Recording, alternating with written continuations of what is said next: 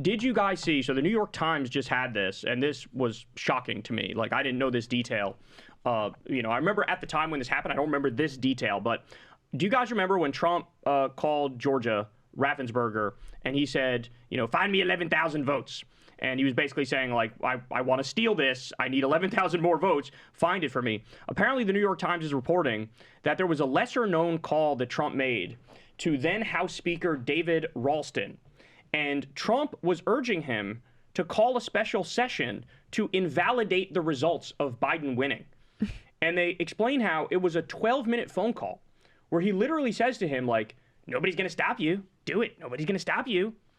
So here we have another example of just like out in the open trying to steal the election. The evidence is there.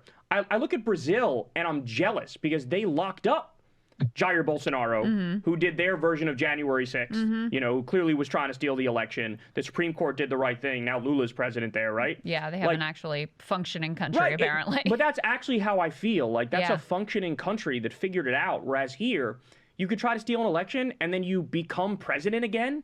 That is mental to me. It's truly the worst thing that can happen is when someone who does not believe in democracy, someone who has actually tried to stop an election from happening, wins through the process of democracy. It usually doesn't end up well for the democracy. And so I forget who said this. Someone on Twitter yesterday was like, I don't understand why the Democrats aren't fighting Trump the way that they did in 2016. It's like, well, because he's done everything. He's done everything. And he has suffered no political no political problems because of it. If anything, he's stronger than ever. So like, what do you want? Like, what do you want Democrats to do? Impeach him? It's not going to go through. What do you want? Like, more criminal charges? I don't understand like what we can do. And I think I personally think when we did impeach him the second time, we should have, like, the Senate should have convicted 100%. Two, Merrick Garland should have had charges the second he got into office and started to investigate that. There's been reporting that says that he just wanted to go away. He didn't want the appearance of like charging a previous president.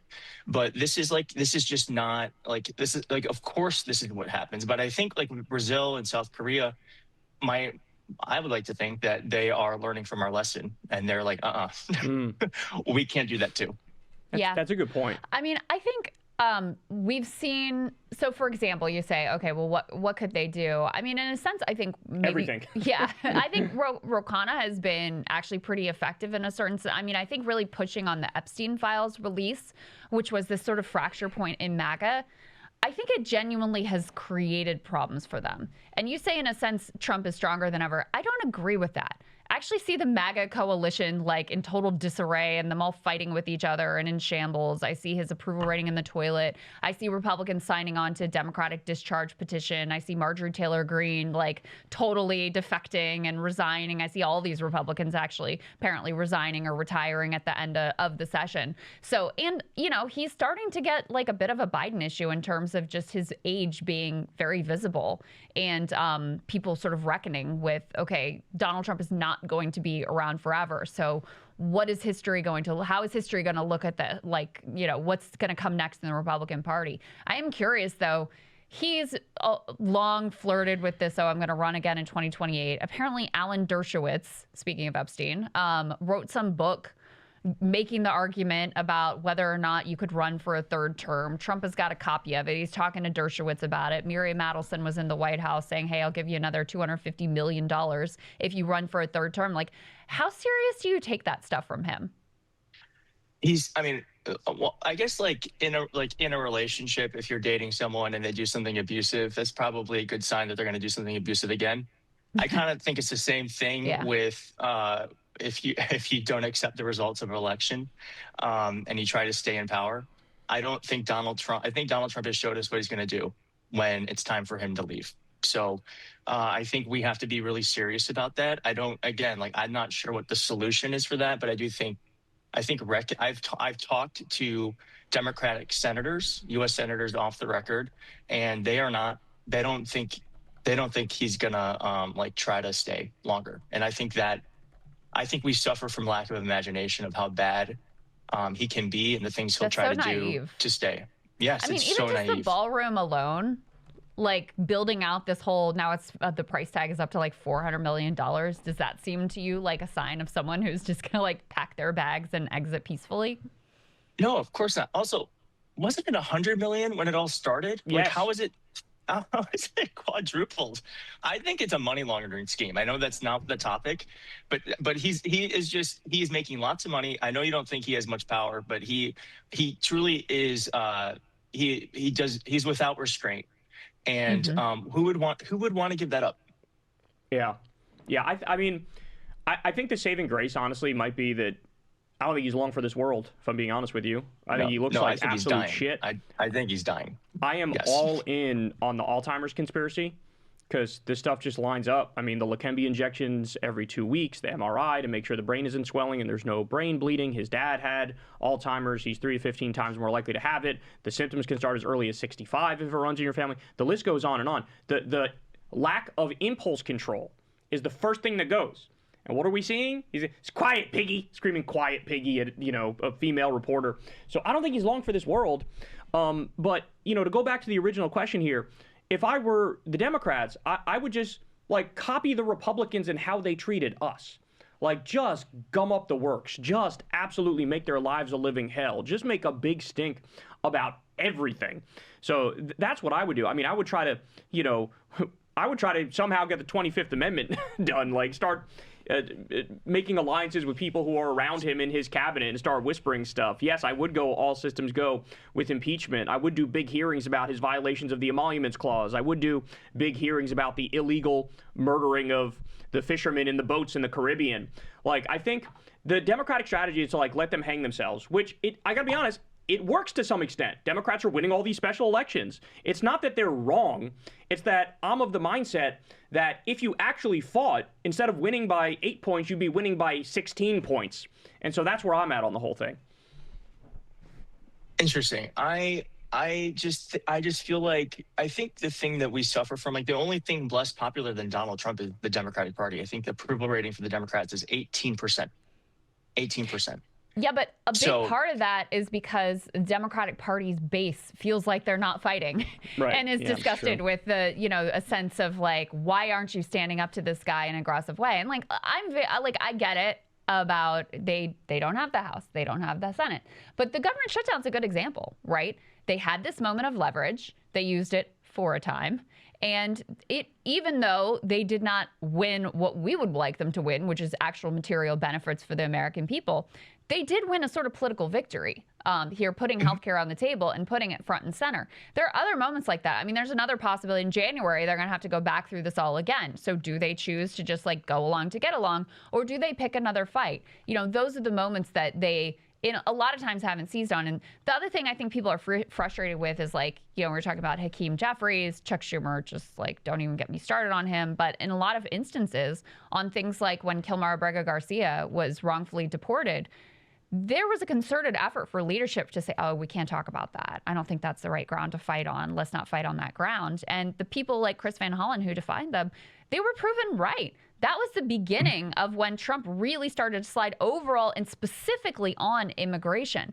So those are the sort of instances. I'm under no illusion that, look, they don't have the House. They can't even do, articles of impeachment. I'm under no illusion of what they actually have power-wise.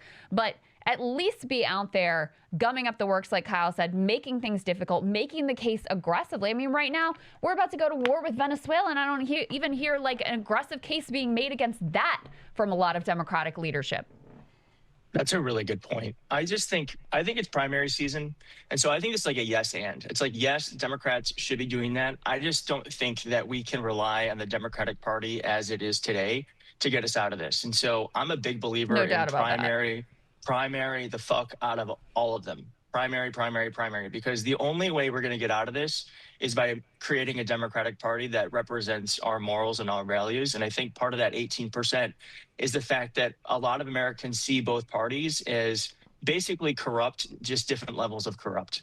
And that's why, like, when you're talking about Donald Trump making money from his crypto coin and you talk to a MAGA person on the street, they're like, well, Nancy Pelosi trades stocks. And it's like, yeah, you're actually not wrong.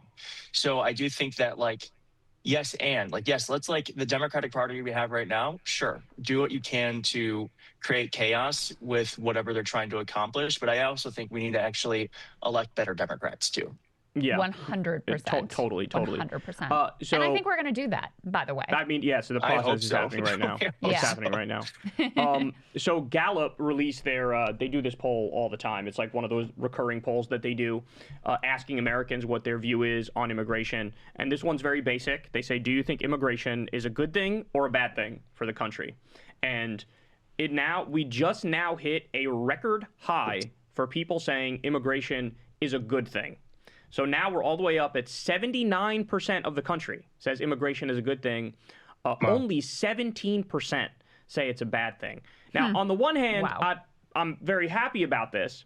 But on the other hand, I can't say I'm not immensely frustrated that, Donald Trump is sitting back in the White House. And then when he actually carries out the things that he said he was going to do with mass deportations, that people go, well, not like that. I didn't want to see it like that. And it's like any sort of mass deportation program was always going to be hyper-militaristic. It was always going to bust up families. Yep. It was always going to, there's no way he was just going to target the violent criminal immigrants because there's not that many of them in the country. You blow through them in like a week if you're deporting them. Then who are you going to get? You're going to get aunts. You're going to get uncles. You're going to get people who've been here for 30 years. You're going to get people who've been here since they were kids. You're going to get, in many instances, legal immigrants. In some instances, they deported American citizens who were babies.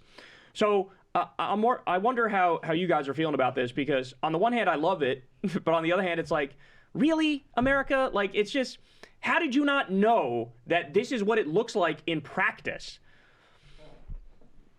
Yeah, I kind of feel like I'm a little like, we got to touch the hot stove. We got to touch the hot stove.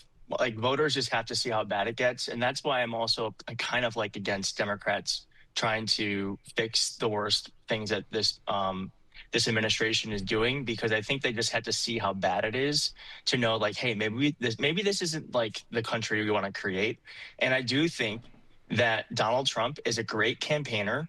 He's very good at telling people what they want to hear when they want to hear it. And I don't think we offered a really great opposition on our side in 2024. We didn't even have a primary, so we couldn't get a candidate that maybe better represented the Democratic base and values. So I think that like hurt our ability to get our base out. So Donald Trump got reelected, but not really because of immigration in just that sense, but mainly because of affordability, which he's also not fixing either. So but I do think that, yeah, if immigration, if the outcome of this is that we have a country that doesn't mind pluralism, that doesn't mind that we truly are a melting pot, that we should allow good people into the country to make the country better. I think that might not be the worst case scenario, but it is very frustrating. I agree. It is frustrating that we knew this was going to happen, and yet they're surprised.